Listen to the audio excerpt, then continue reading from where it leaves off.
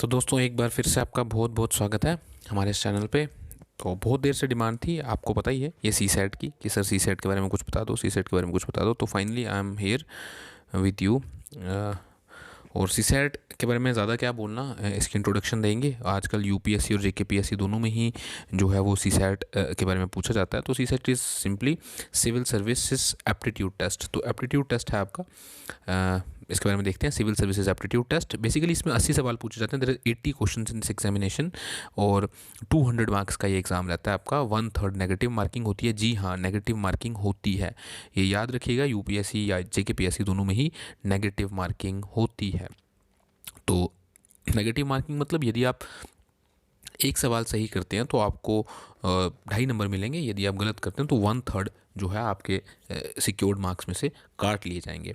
तो ये exam only qualifying nature का है, सिर्फ पास करना होता है आपको। इसमें इसका स्कोर सिलेक्शन प्रोसेस में या मेरिट बनाने में यूज़ नहीं होता। आपका मेरिट जो है वो फाइनली जीएस पेपर 1 से ही बनता है। जो आपका जनरल स्टडीज़ पेपर 1 है उसी पे आपका मेरिट जो है वो बनता है। मेरिट बनाने में इसका कोई रोल नहीं। This paper is only for qualifying nature, सिर्फ क्वालिफाई, पास करना है, ओनली पास। पास समझ गए? हाँ समझ गए जी, पास करना है आपको, और इसमें ज़्यादा कुछ स्कोर आपको टेंशन लेने की ज़रूरत नहीं। तो कितने मार्क्स हैं पास करने के लिए? 66 marks. Out of 200 you have to score only 66 marks. तो 66 कैसे? 33% पासिंग है, तो 200 से आप उसको डिवाइड कर लो, मल्टीप्लाई करके आपको 66 मार्क्स आ जाएंगे। तो एक एग्जांपल के तौर पर समझाता हूँ। यदि आप 27 सवाल 27 right question and you will qualify, यानी 27 सवाल अगर आप सही करते हो इसमें तो आप क्वालिफाई कर जाओगे। इसका मतलब ये है कि अगर आप 33 क्वेश्चन पेपर में अटैम्प्ट करते हो और मान लो कि आपसे सिर्फ 3 ही गलत होते हैं, तो उसका मतलब ये हुआ कि 30 सवाल सही हुए, 3 गलत हो गए, तो 30 सवाल सही हुए और 3 नेगेटिव हो गए ना, आपके 3 नंबर नेगेटिव हो गए। 3 नेगेटिव होने की वजह से 3 गलत इंटू 1/3 ये नेगेटिव मार्किंग आ गई। तो इसका मतलब आपका एक पूरा का पूरा सवाल जो है वो डिडक्ट कर लिया जाएगा। तो कुल मिला के सही बन जाएंगे आपके, 30 में से एक माइनस किया तो बन गए 29। इसका मतलब 72.5 मार्क्स आएंगे, तो यू विल क्वालिफाई। ये कहानी बतानी इतनी इसलिए इम्पोर्टेंट थी, आपको समझ आ जाएगा कि यदि आप बड़े ध्यान से 40 से 50 सवाल इस एग्ज़ाम में अटैम्प्ट करते हो तो you will definitely qualify. But make sure ये 2 घंटे में आप 40-50 ही करो, 80 सवाल करने मत जाना, आप ज़्यादा गलतियाँ कर बैठोगे। 40-50 करने से आपके पॉसिबिलिटी एग्ज़ाम को क्वालिफाई करने की ज़्यादा रहती है, क्योंकि आप उनके सही सही आंसर लिखोगे। तो टॉपिक्स क्या होते हैं जनरली? इसमें 3 ही टॉपिक हैं। मैं पूरे इसको पढ़ लेता हूँ, बट आपको आसान भाषा में समझाऊंगा कि 3 ही टॉपिक होंगे। फर्स्ट इज कॉम्प्रीहेंशन, जो इंग्लिश पैराग्राफ वगैरह हम पढ़ते हैं, ABCD करके उसमें आंसर दिए गए होते हैं, तो वो है। Logical reasoning, which you all know what is logical reasoning.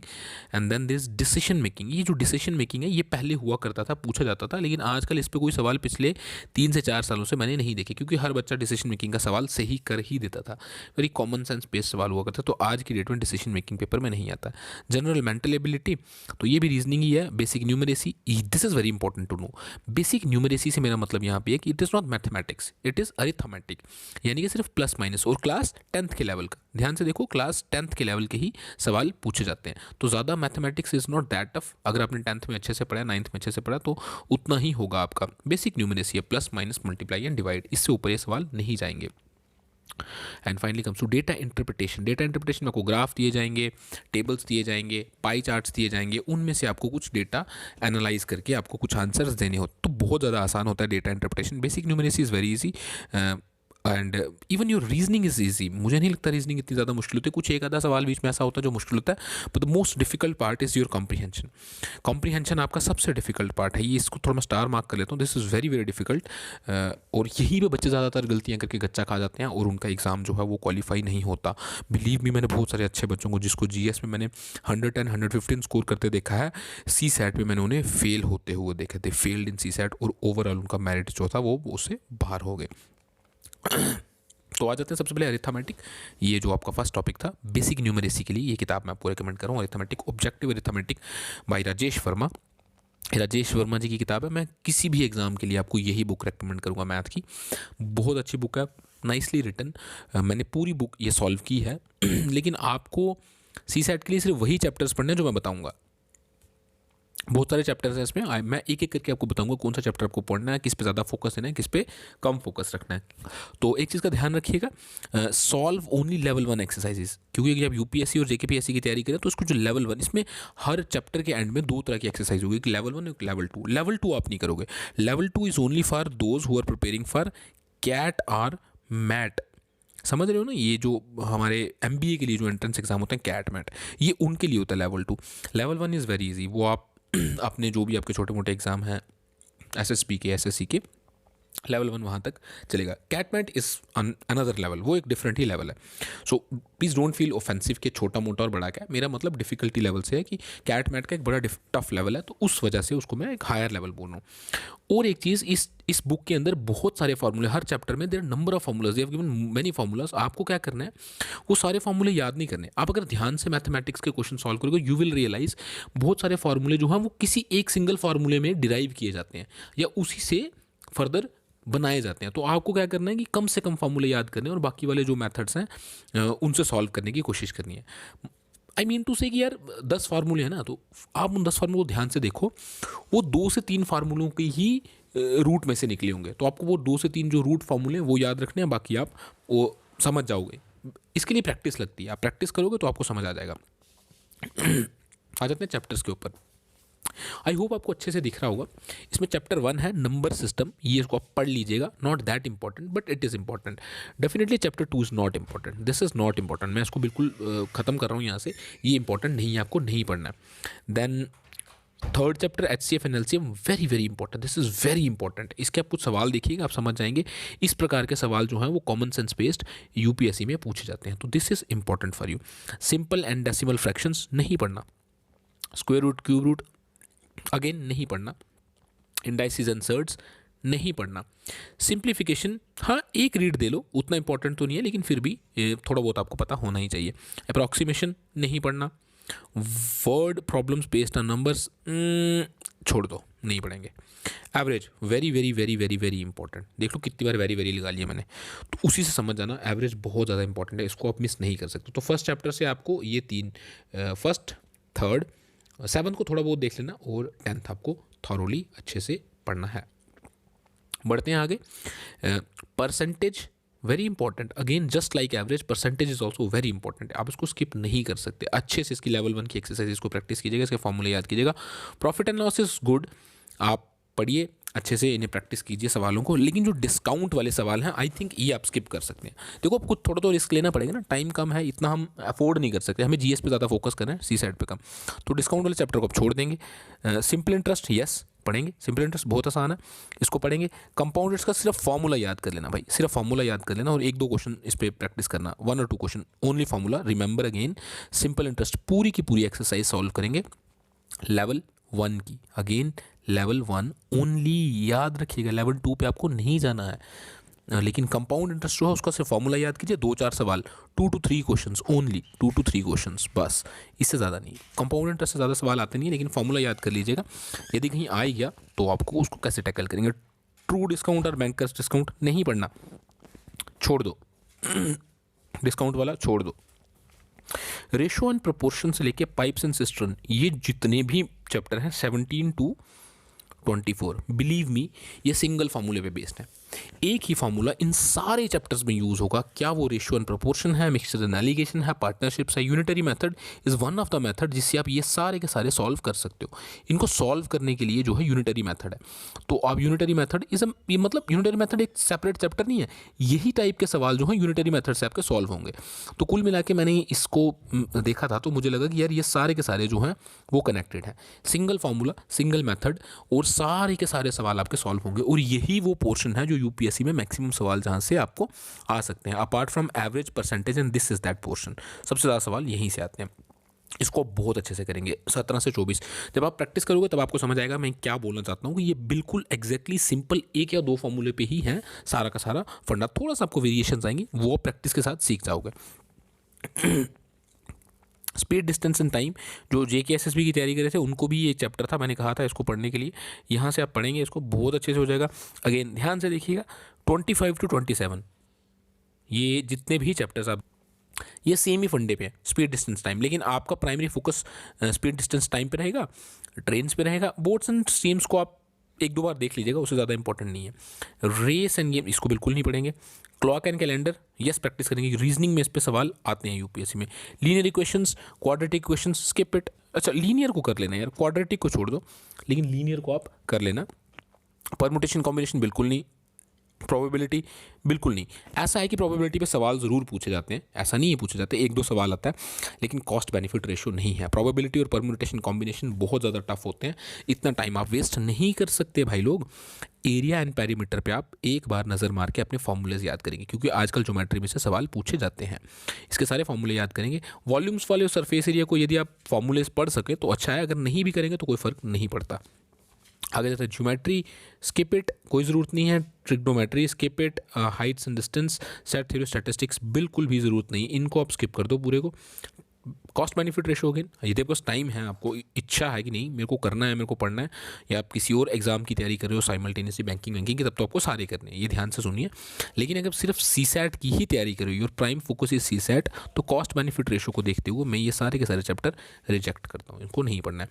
लेकिन यहाँ से आगे आपको पढ़ना है। लुक व्हाट इज दिस, ये क्या दिख रहा है आपको? Data table, pie chart, bar chart, line graph, mixed graph, data sufficiency. ये क्या है? ओहो भूल गया आप लोग। यहाँ आते हैं, ये दिखा, ये नीचे कुछ लिखा डेटा इंटरप्रिटेशन। यस, यही आपकी डेटा इंटरप्रिटेशन यहाँ पे है। This is your DI, data interpretation. समझ गए?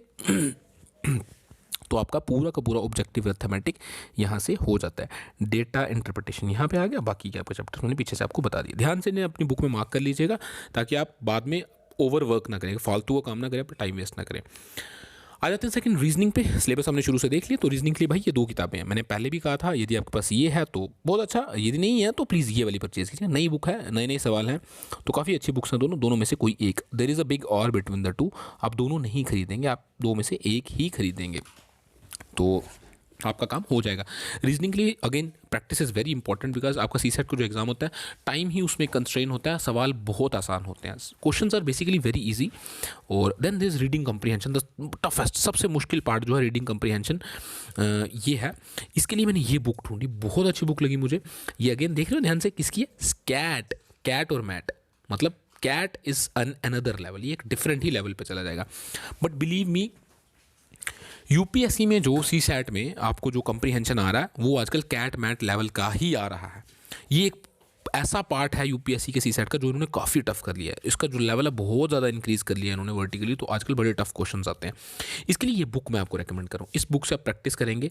छोटी छोटी जो निटी ग्रिटीज़ होती हैं रीडिंग कम्प्रीहेंशन में, क्या रूल्स होते हैं, क्या फंडे होते हैं, वो सारे इस बुक में बड़े अच्छे से लिखे हैं, कि क्या चीज़ों पे फोकस करना होता है, किन चीज़ों को स्किप करना होता है, कहाँ से हम चीज़ों को मीनिंग निकालते हैं, वो इसमें आपको बहुत अच्छे से मिल जाएगा।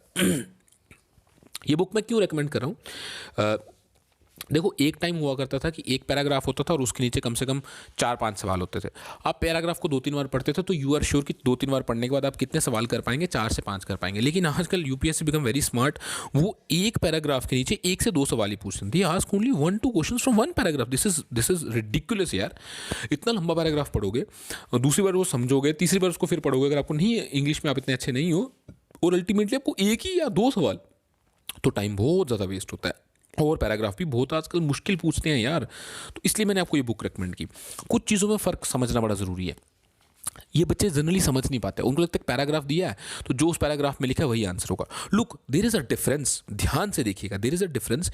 कंक्लूजन क्या होता है, इन्फ्रेंस क्या होता है, एजम्पशन क्या होता है, सेंट्रल मैसेज क्या होता है, ठीक है? ये सब अलग अलग चीज़ें हैं। आपको एग्जाम में पूछा गया what is the conclusion of this passage, तो conclusion is different. Conclusion means कि जो भी पैराग्राफ लिखने वाला बंदा है, वो किस पॉइंट पे आके कंक्लूड कर रहा है। वो एक पॉइंट से स्टार्ट होता है, starts from one point, then goes to the end, और फाइनल में वो कुछ मैसेज देना चाहता है, that is the conclusion of the story.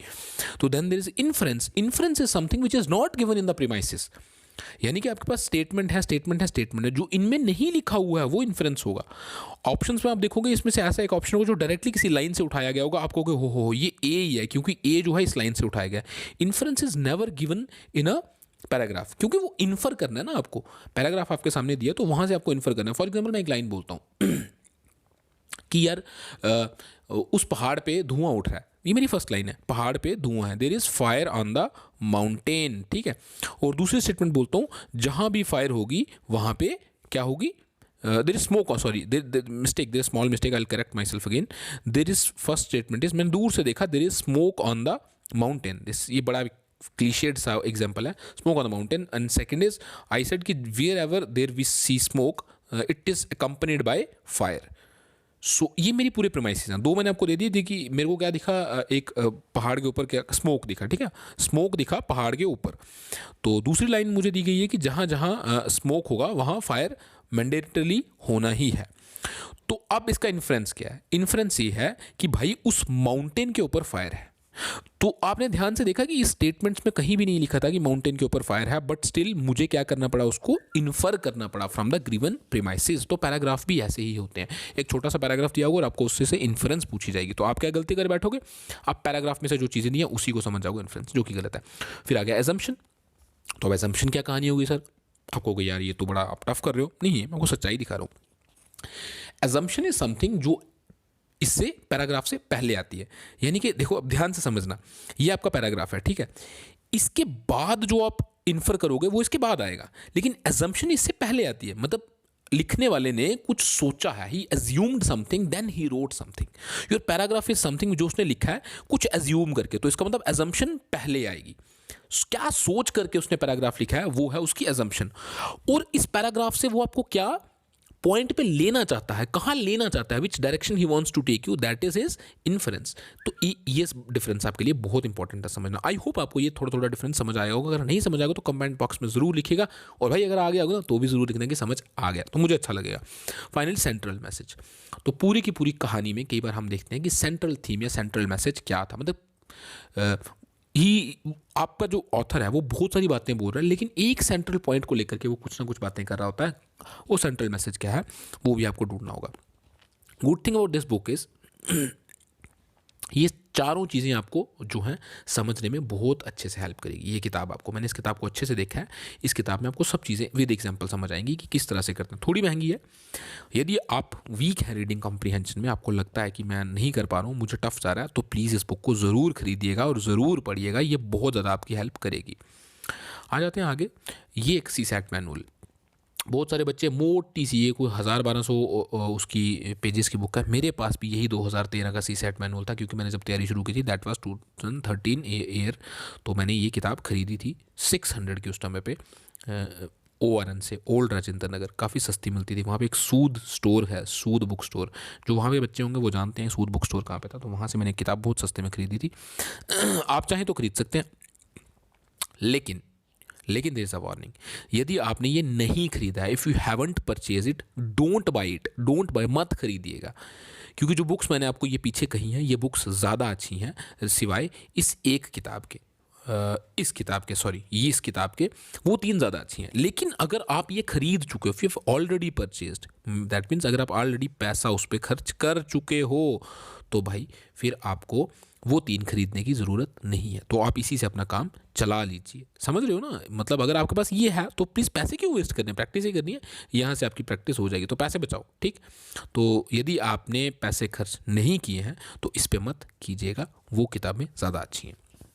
अब आप बस कुछ ट्रिक बताता हूँ सीसैट क्वालिफाई करने के लिए. ये मेरा पर्सनल ओपिनियन है, लेकिन मैंने कुछ एनालिसिस किया है सीसैट का, और मैंने सीसैट के लिए कभी तैयारी नहीं की, कभी पढ़ाई नहीं की. ऑब्जेक्टिव अरिथमेटिक की बुक ही मैंने पढ़ी थी. रीडिंग कॉम्प्रिहेंशन में डिफरेंट बुक पढ़ता था, लेकिन इस बुक को मैंने पढ़ा तो मुझे लगा कि ये बुक अच्छी हो सकती है. तो कैट वाली, ये दिस वन, ये वाली बुक, तो मुझे लगा कि बहुत सारे बच्चों को इसमें प्रॉब्लम आती है, तो मैं आपको अच्छी से अच्छी बुक बताता हूँ. तो ये बुक मुझे बहुत अच्छी लगी.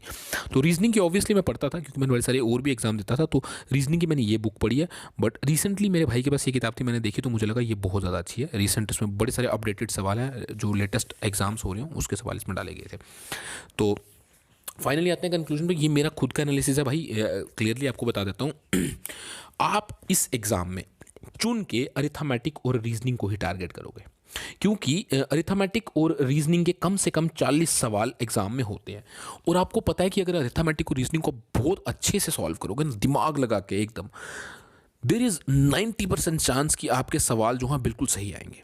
You will find that option somewhere there and you know confidently कि मैंने सही कैलकुलेट किया है.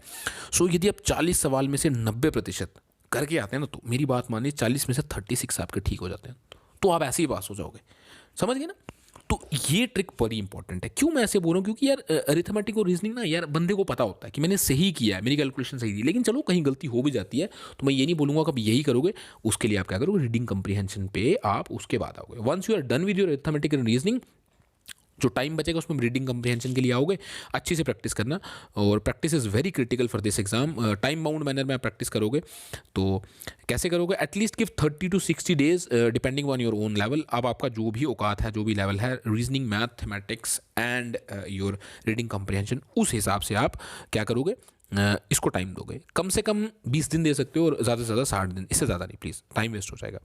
तो English questions are very difficult, again I am telling it's very difficult part. So इस पे आप सबसे लास्ट में आएंगे, पहले मत जाइएगा। और बिलीव मी, आप इंग्लिश कंप्रीहेंशन के सवाल सही करके भी आओगे, 10 जगह से 10 कीज़ टैली करना, वो 10 एक्सपर्ट कीज़ भी 10 डिफरेंट आंसर्स बताएंगी। इतना ज़्यादा कन्फ्यूजिंग है ये।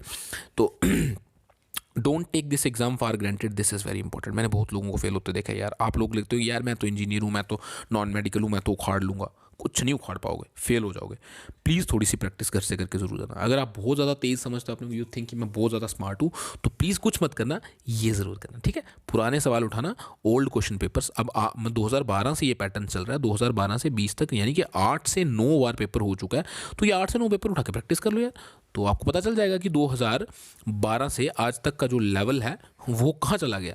ये इस तरह से अगर ग्राफ बना लो ना आप, तो एक्सपोनेंशियल ग्राफ समझते हो ना, तो डिफिकल्टी का लेवल ऐसे, ये टाइम स्केल है, ये आपकी डिफिकल्टी। तो मैं कहूँगा कि इस तरह से एक्सपोनेंशियली आपकी डिफिकल्टी जो है वो बढ़ गई है। तो आपको औकात भी समझ आ जाएगी, तो और आभास भी हो जाएगा आप आगे क्या देखने वाले हो। तो कंक्लूजन करते हैं इस पूरी स्टोरी का, काफ़ी लंबा वीडियो हो गया। Don't worry about the results, ये मेरी तरफ से ऐसे भाई के नाते है ना, बड़ा भाई समझ लो, उसके नाते आपको एक एडवाइस दे रहा हूँ। Don't worry about your results, just enjoy the preparation.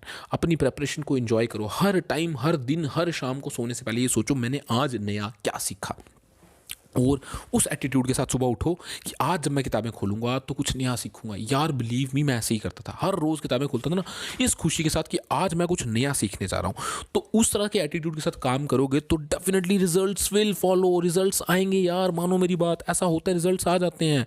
आप अपनी पढ़ाई को एंजॉय करना शुरू कर दो, बस यही कहूँगा। और है यार, पढ़ाई तो है ही हमारी इंजॉयबल ना।